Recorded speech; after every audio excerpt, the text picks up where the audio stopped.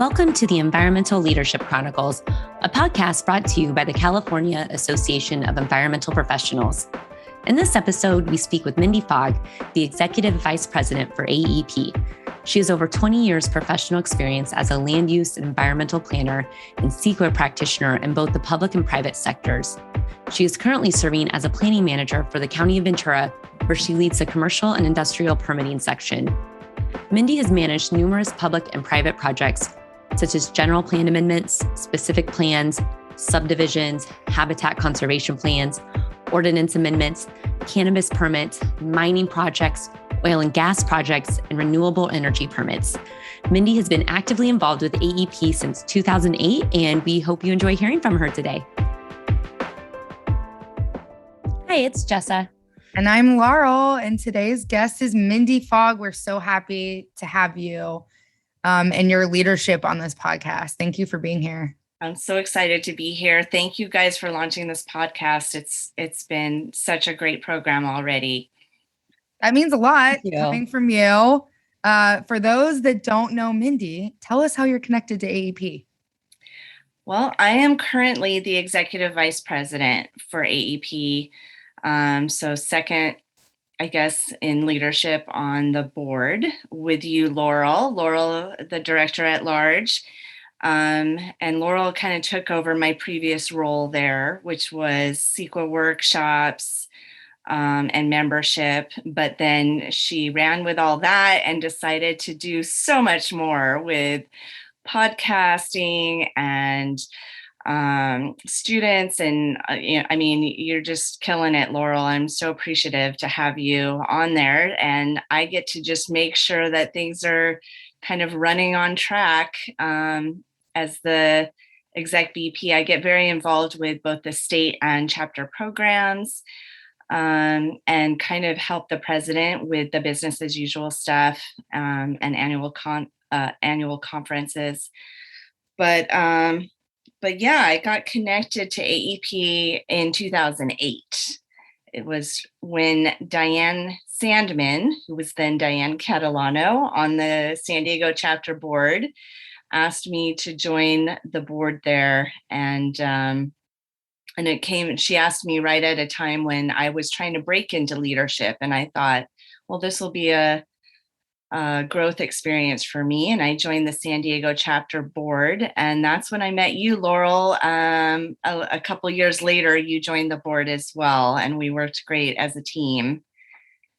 Yes. And eventually became the director of that chapter.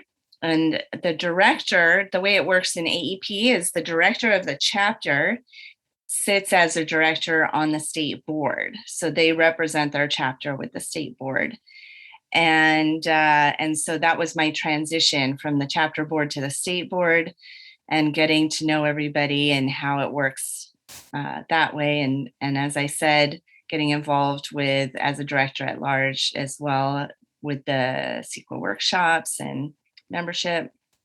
And so it's just been tremendous. We just had our board retreat last weekend, as Laurel knows, in Oakland. And we always kick it off with going around the room and asking why people are involved with AEP. And it's always so inspiring to hear everyone's stories and to kind of reaffirm why we're involved, what we want to see in the coming years, and how we feel about being together. And all of us say that it feels like a family. And it's not just for professional reasons, that it really enhances our personal lives also.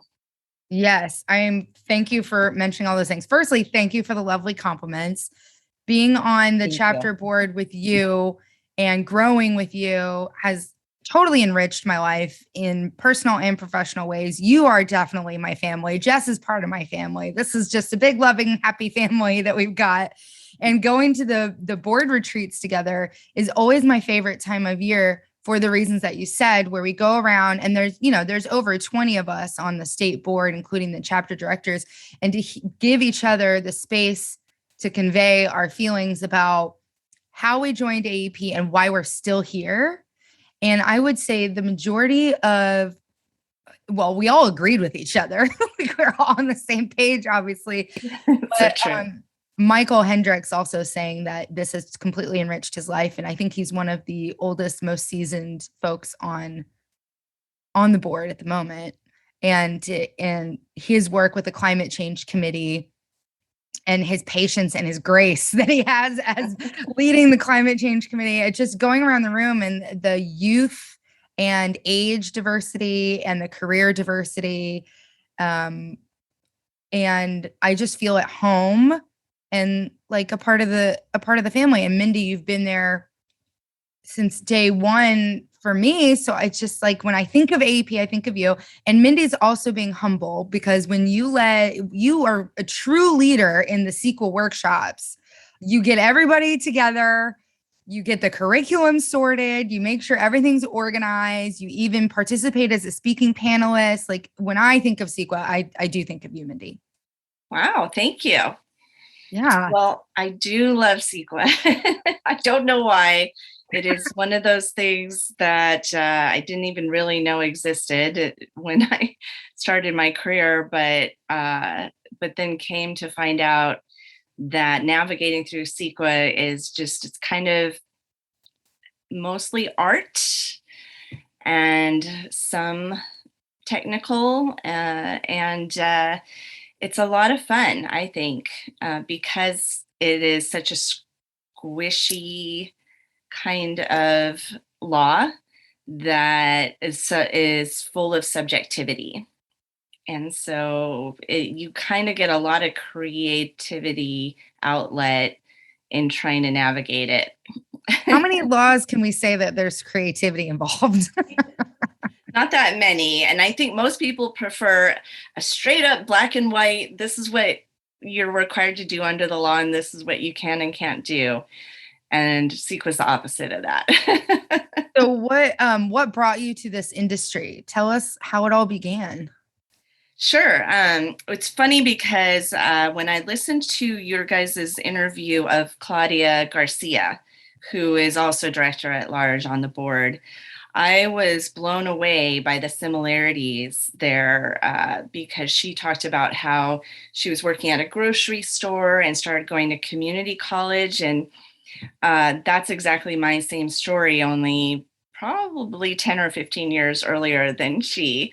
And so in the early 90s, I was working at a grocery store, done with high school, really had no intention of going to college or didn't know what to do next. And started going to community college, Grossmont College in San Diego.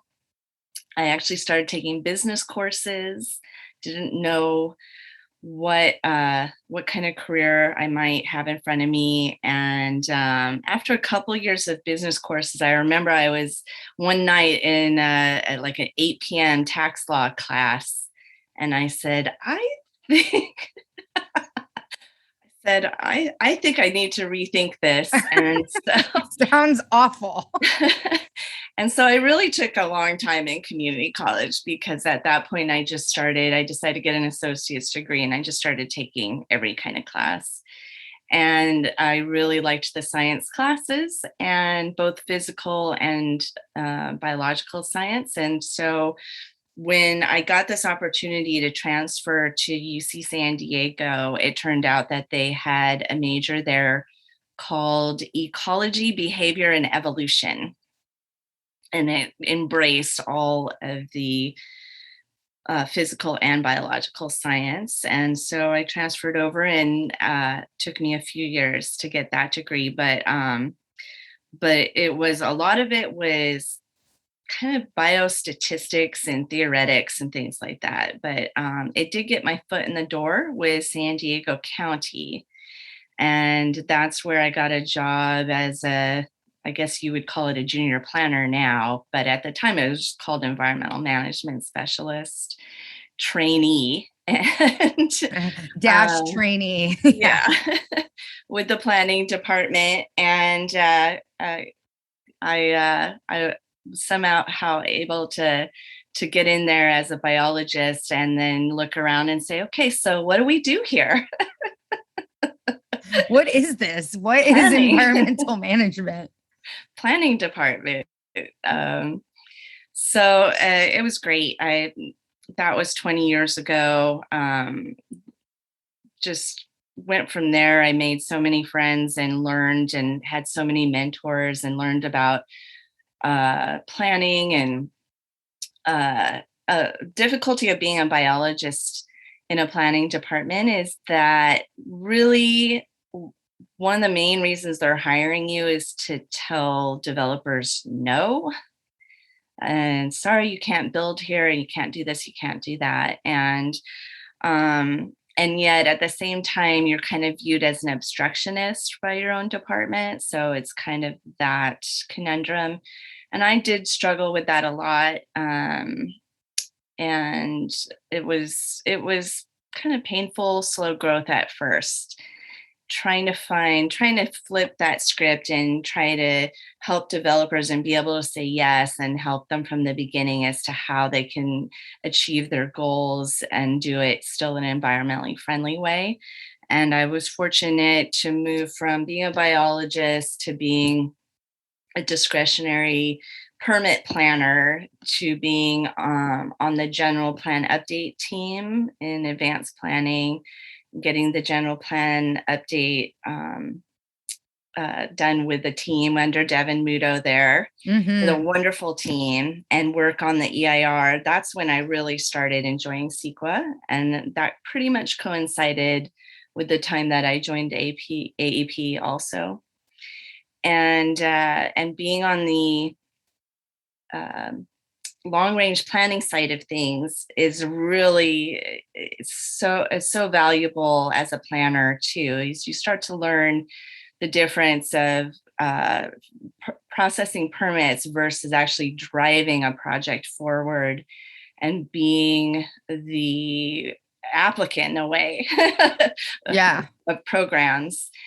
And getting that through the process. And I stayed in that long range planning role for a little while, and I was finally able to move up and become a supervisor back in discretionary permitting. And that was my 15 years at San Diego County.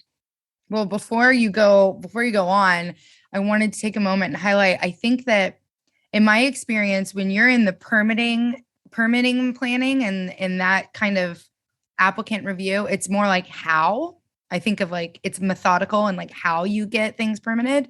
And when you go to advanced planning or long range planning, which is like general plans, community plans, climate plans, energy plans, long range plans, that's more why. Like, why is this community designed the way it is? Why is the mobility going in this direction? Why this, why that?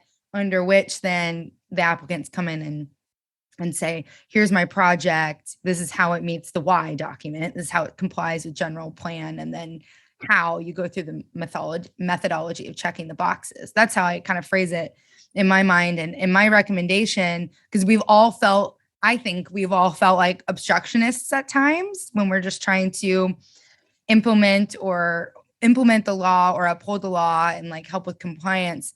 And my recommendation to developers, because now I am one, so I get to say it, is hire on somebody like me, like Mindy, hire on a planner, a biologist, somebody that can see the whole breadth and depth of the environmental review process so that you can just avoid the problems in the first place or minimize them in the first place and then mitigate them if you need to.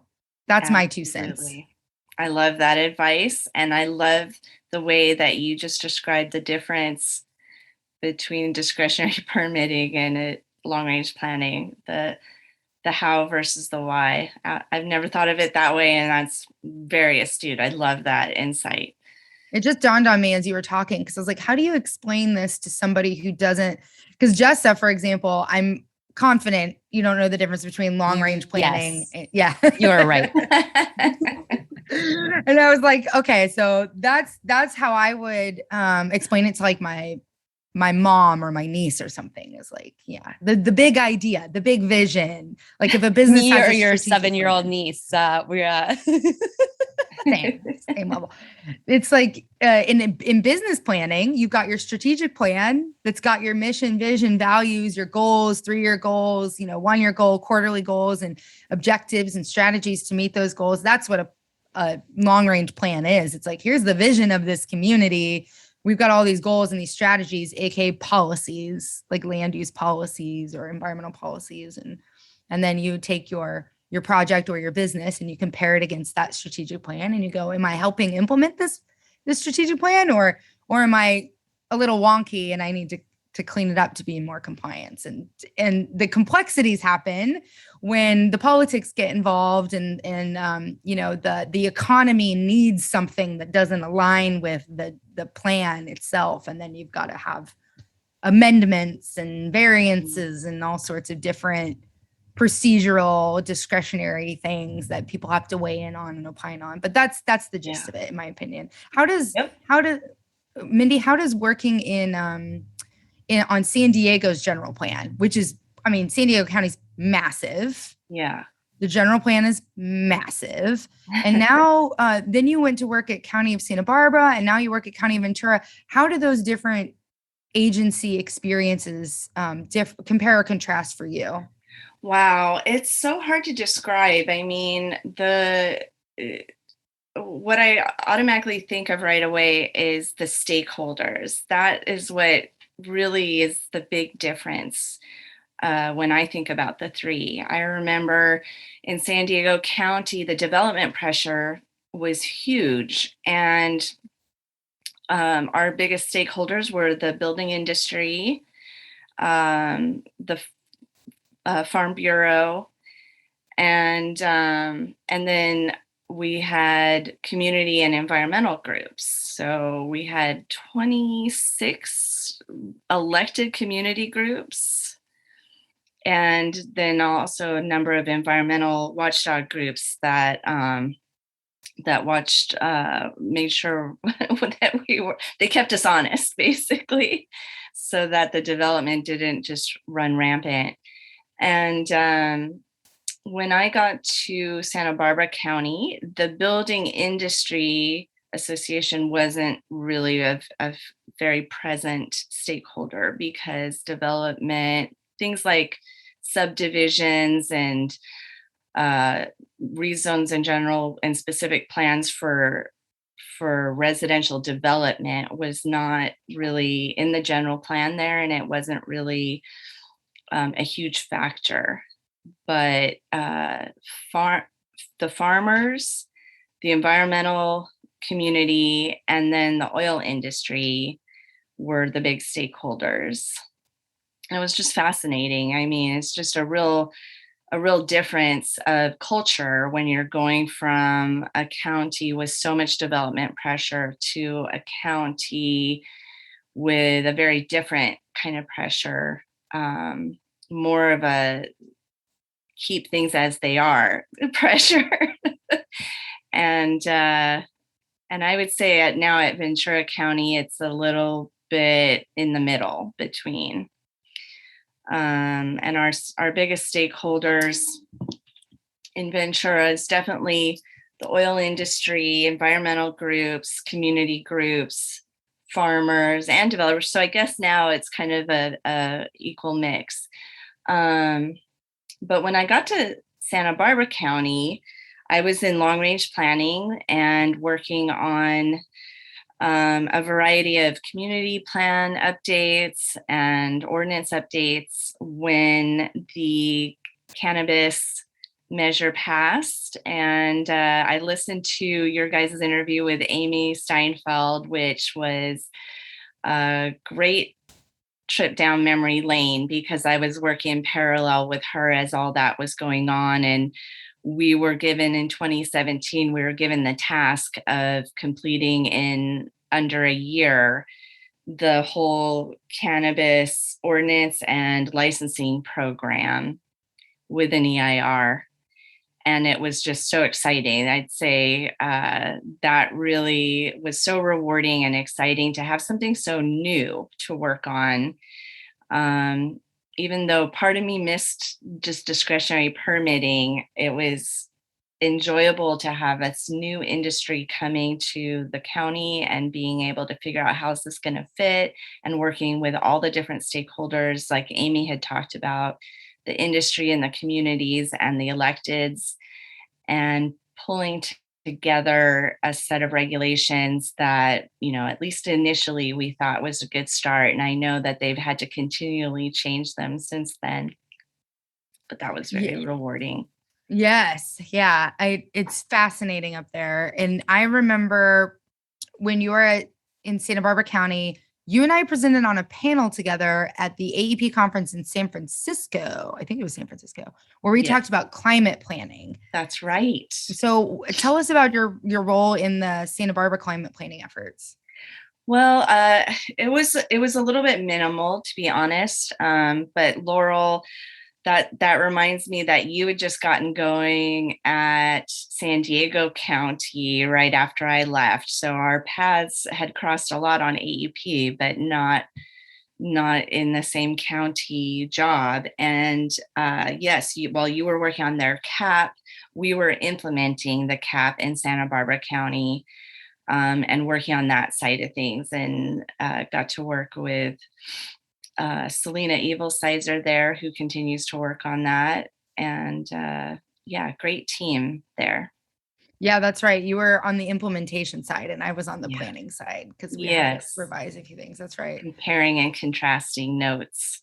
Yes. Yeah. And I believe that we even had, I think it was in the AEP conference in Santa Barbara, we had the Port of San Diego and Jason Giffen talk about climate planning for a port. So I recommend people check out Port of San Diego's climate planning efforts because it's pretty cool. And also check out San Diego Airport climate planning efforts under Brendan Reed. I have a career crush on Brendan Reed's career path. He keeps popping up everywhere. And I'm like, I just like everything he does. I haven't heard that name in a while. I miss him. Yeah, he was on LinkedIn today, and that's why he popped up in my mind, and Jason Giffen and everything. And so tell us about how you the transition from Santa Barbara and then into the private sector, I believe, before you went back to public, and why you keep getting called back to the public sector. Yeah, thank you. So we had just wrapped up in the beginning of 2018, getting the cannabis ordinance approved, and with Jessica Metzger and Dan Clement there, who did an amazing job. Jessica's now with the city of Santa Barbara and wonderful planner. And it was so great working on that team. And after it was approved, I was starting to get moved over into implementing the permitting of it, including some code enforcement things. And since we had done an EIR, it really wasn't going to involve CEQA going forward. And I started to think maybe I needed to take a step away and do some private sector, which I had never really done before. And I had been working with Rincon consultants on a number of the cannabis updates. And so there was a wonderful opportunity to go there and assist with the cannabis permitting that they were doing. They were doing environmental studies and contract planning. And it was, I cannot tell you how rewarding and valuable it was to spend time at Rincon. The energy there was so great. I remember we had a team across the state working on cannabis issues that we would all meet and talk about, and it was fascinating. The firm was working on so many different aspects of it. And I was mostly working with the SLO County planners on their implementation, as they were getting a lot of cultivators needing permits in that area. So I was working with SLO County staff and working with the Rincon team out of SLO County, but I was in the Santa Barbara office. And it was wonderful. I absolutely loved it. I also got to work on a lot more CEQA and really get tremendous insights from the smartest people I can think of. And I just made lifelong friends there. I guess the reason I was called back to the public sector was kind of twofold. One was that I was trying to see where I was where my leadership path would be in the private sector. And I was really spending a lot of time picking the brains of the principals at Rincon. And I just wasn't sure that I could build on my experience very well to become a principal planner. I had doubts about myself there because these people had been from the business side and the marketing side and working for such a myriad of different clients. And I didn't feel like I had really built up that repertoire. So I kind of had some doubts about myself, but I thought, well, I really loved the firm so much that I thought, and they were willing to give me a shot that I could work through that. But then when this opportunity came up at Ventura County, I also just started to remember how I enjoy really seeing a project all the way through from beginning to end and being involved with some of the critical decisions and getting it either approved or denied or modified with the decision makers. And it was something I was missing and that I'm enjoying now at Ventura County. I lead a section in their planning division for commercial industrial discretionary permits. And I have such a great team there that is working on oil and gas, surface mines, cell sites, energy projects, landfills. And I jokingly always say it's everything that our constituents need but don't want in their backyard, right? Yes, 100%. So are you one of those planners that's like, okay, I'm successful if everyone is equally upset with me? Because all the projects you work on are just gonna like annoy someone. Yes. Someone somewhere. So it's like as long as they're all equally annoyed, then it's equitable. That is absolutely right. But no, I do try to always put a positive spin on it in my head these days. So instead of thinking that I'm making sure that everyone's equally annoyed, I just try and think I'm building consensus and building, something that everyone can live with and balancing competing interests. We're all doing strengths finders at the County of Ventura Planning. So we've all been doing Clifton strengths finders. And I immediately thought of you when I got my results, Laurel, because the two of my top two are woo, winning over others, and positivity. And I went, that's Laurel, that's not me. We can share that. Sharing is caring. Yeah. Thank you I'm for actually thinking a of me. wooer too.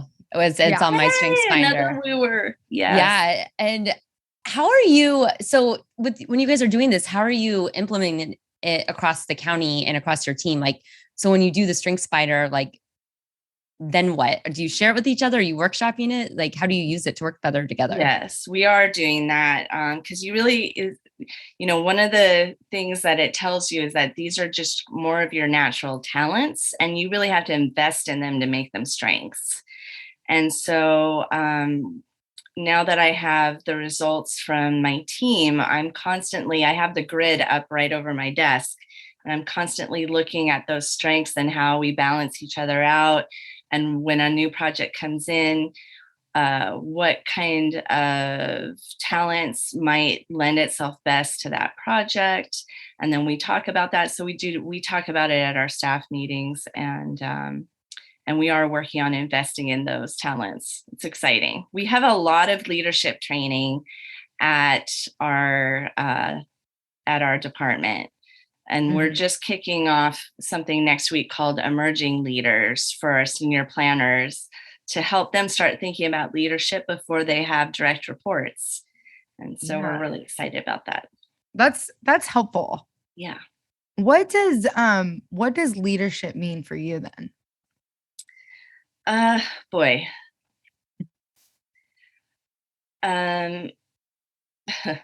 Well, one of my mentors would say that there's just two golden rules to being a leader. One is to always give help when someone asks for it, and the other is don't be an a-hole. That's fair enough. And while those are definitely kind of the minimums, when I think about it, I often think, think back to my first real experience in being a leader was actually when I was in San Diego from 2005 to 2015. I was part of the San Diego Police Department Crisis Intervention Program. And what that was is if there's a traumatic incident, and especially like a loss of a loved one, whether it's natural causes or foul play, doesn't matter. The police would call on us and we would provide emotional and logistical support to those people who are going through the trauma.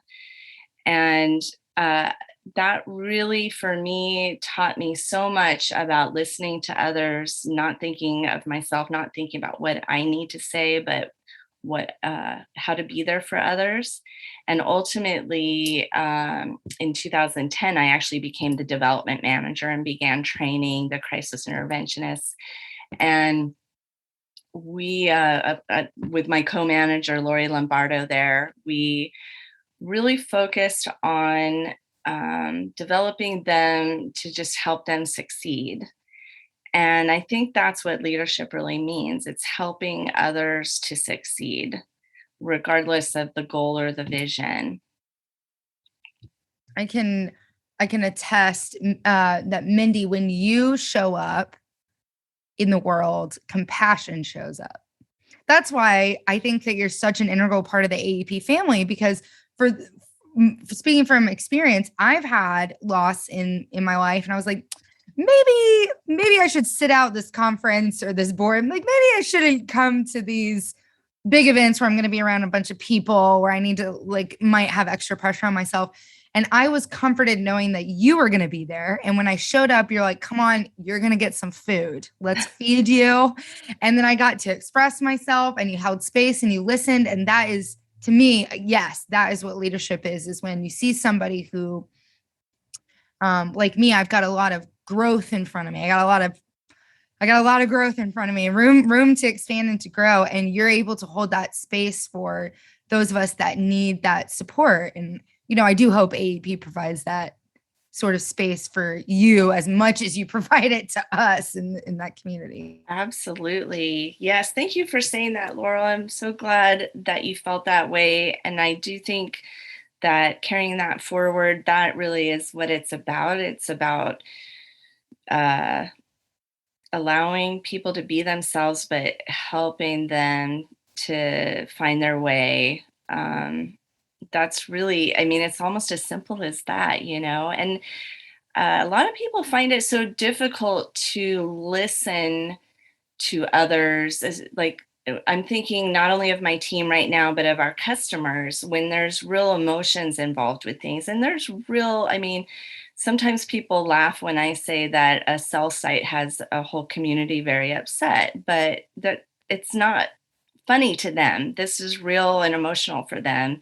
And a lot of people find that hard. And I actually find that one of the easier parts of my job, because I can listen, I can empathize. It's one of the easier things I can do. I may not be able to fix the problem. And that's exactly what that was our number one thing that we would teach crisis interventionists after being safe, is that you cannot fix the problem, but you can be there and listen and help.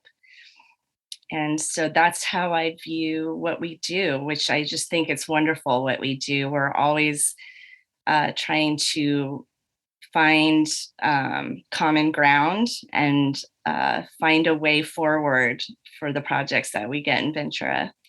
And we have great leadership there too. I'm just in awe listening to this, and the crisis intervention is so interesting to learn about, and that you are trained that and trained others, because as you were speaking about this in Laurel's example, it's like, what an invaluable training to have as a leader, because whether we like it or not, every single one of us at some point is going to have some kind of a, quote, crisis in our life. And to be able to be this empathetic leader and to be there for your team and know what to do when someone comes to you and has a personal emergency that they need to deal with. And your first response isn't like, how are we going to get all this work done? It's hold space, listen, everything's going to be okay. And I just was like, wow, that would be like really, really helpful training for a lot of leaders. Yeah, I think so. Just sitting with it. I'm just like, man. Yeah, I'm hoping to bring that into our emerging leaders training. And I have been recently trying to inject some of that in and explain. One of the things too that we would teach at Crisis was how to have emotional survival also. And by that, it's kind of a workload balance thing, work-life balance thing, where you really have to keep in mind what you control and what you don't control. And remember to invest in things that you do control, because not being able to survive emotionally in your work and in your life, oftentimes you'll find it stems from spending too much time in something you don't control. And quite frankly, none of us control our jobs. Even if you're the biggest boss, you don't control it. But yet you have time that you can control, and you have to invest in that in order to survive and in order to be effective and make a difference. And the Emerging Leaders Program, is that something that you're putting together? I am with my co-manager, Trisha Mayer. That's amazing. And another thing too, I was thinking about is what a great program for these leaders, because I think especially in a technical field, people don't quite get that managerial training, but you grow in your career and you're expected to lead a team. And then you don't have the leadership or managerial training other than check the timesheet, approve PTO. And there's so much more that goes into that a lot of people are thrown into that. So I think it's just really amazing program you guys are putting together. Yeah, we are excited about it. And not only do sometimes people find themselves there without the tools, but a lot of times they'll find that they've worked in this given department for a long time, but actually can't become a manager because it says, well, you haven't had any direct reports. Well, you haven't given me any. And so trying to bridge that gap also. So we're very excited about that. And I'm grateful. I'm sure Ventura County is grateful to have you, because that your natural and your learned skill sets are so helpful in this profession. Because as you mentioned, when you develop communities, you build projects and stuff, it's emotional stuff. This is the quality of life stuff that it literally affects people's quality of life. So it's nothing to be taken lightly, but also one of the big messages that's coming through to me when I talk to you and I think reflect on my own life is it also not to take it personally. So these problems and these issues that we have, I mean, oftentimes being in the environmental profession is a little bit like the apocalypse, like impending apocalypse and doom at all times because of climate change and all of our issues. But to remember that it's not a reflection of yourself or your value or your worth. So my business or my work or my job or this project is not a reflection of my worth. How do you, Mindy, take care of yourself and maintain perspective so that you can show up in this Emerging Leaders Program and show up in Ventura County? What are some of your pro tips for taking care of Mindy? Yeah, I mean, definitely investing in your own time.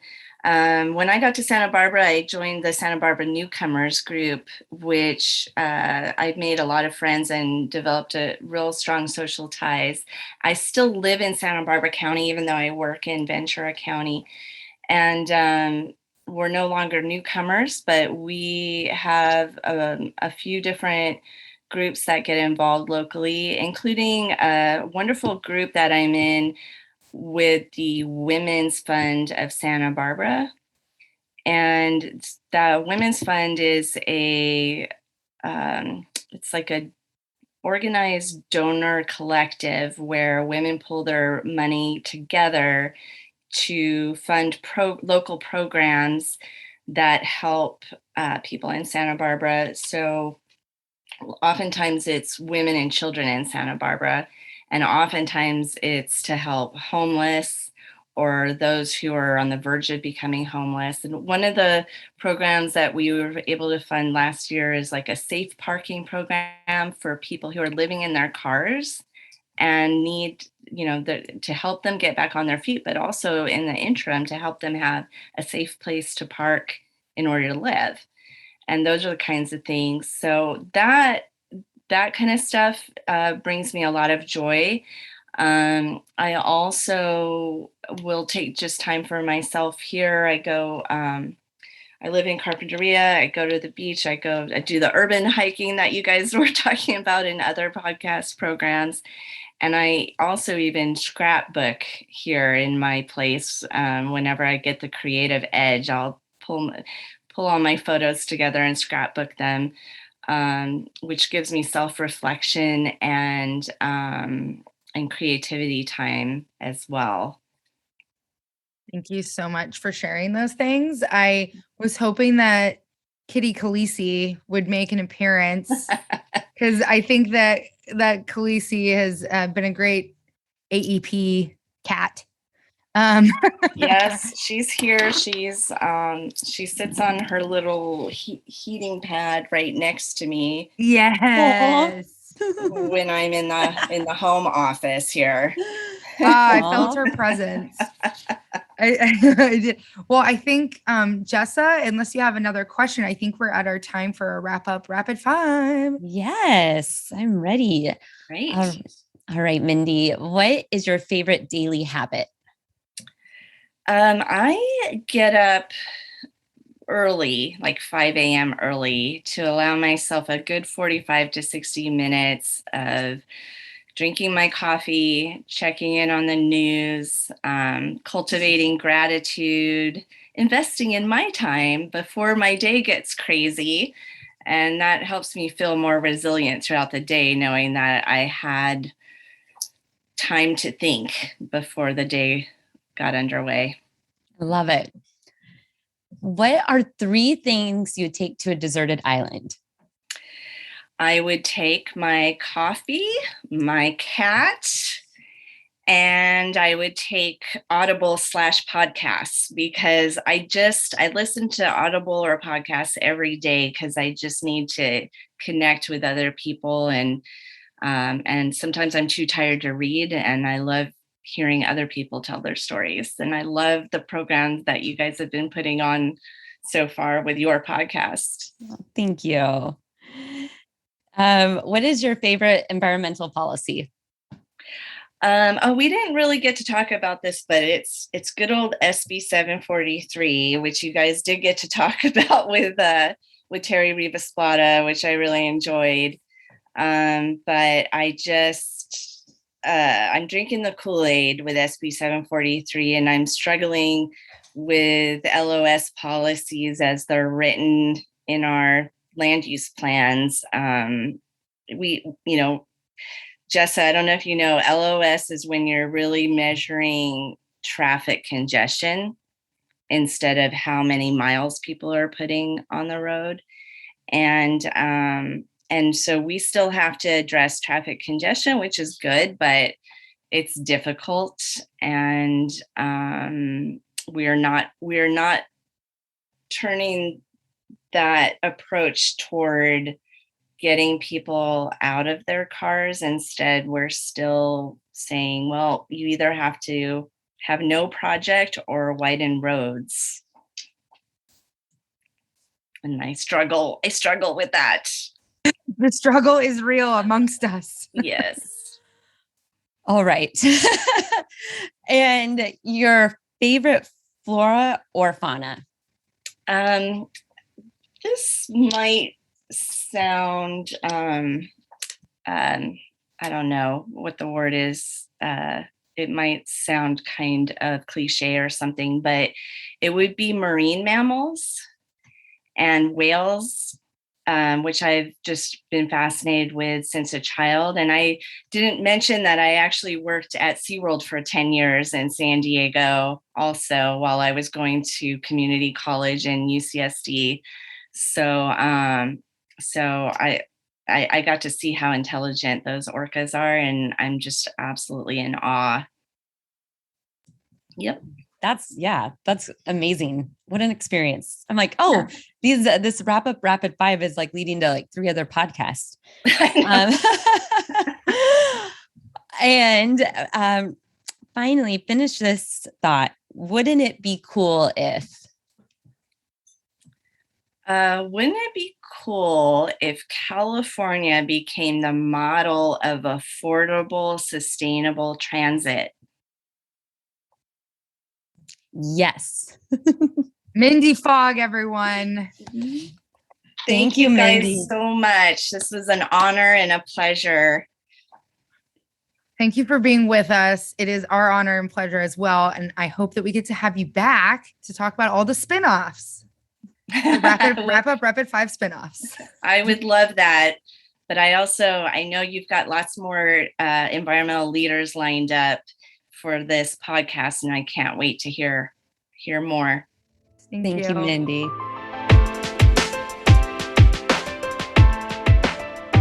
We hope you enjoyed this episode. As a new podcast, it really helps us if you share with friends and colleagues that may enjoy this podcast as well. And please subscribe or follow the podcast to be alerted for new episodes.